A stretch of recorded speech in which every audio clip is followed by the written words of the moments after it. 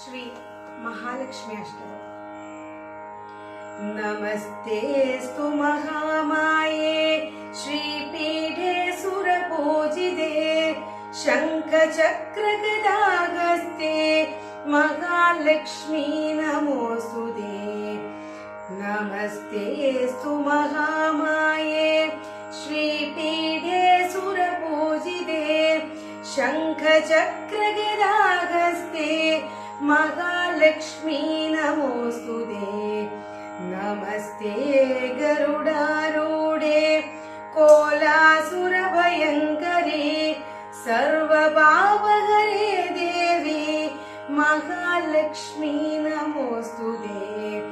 सर्वज्ञे सर्ववरदे सर्वदुष्टभयङ्करे सर्वदुःखहरे देवी महालक्ष्मी नमोऽस्तुते।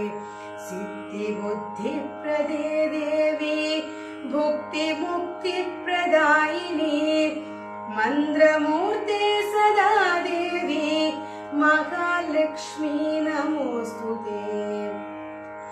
आद्यन्तरहिते देवी आदिशक्ति महेश्वरी योगजे योगसम्भूते महालक्ष्मी नमोऽस्तुते। स्थूलसूक्ष्मरौद्रे महाशक्ति महोदरे महाभावहरे देवी महालक्ष्मी नमोऽस्तुते। पद्मासनस्थिते देवी परब्रह्मस्वरूपिणी परमेशी जगन्माता महालक्ष्मी नमोऽस्तुते। श्वेताम्बरधरे देवी नानालङ्कारभूषिते जगस्थिरे जगन्माता महालक्ष्मी नमोऽस्तुते।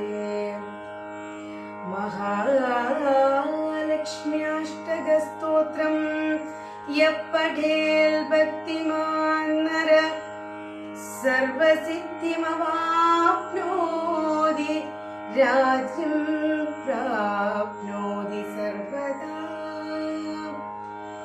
एककाले पठेत् नित्यं महापापविनाशनम् द्विकालं यः पठेत् नित्यं धनधान्यसमन्वितम् त्रिकालं यः पठेत् नित्यं महाशत्रुविनाशनम् महालक्ष्मीर्भवेत्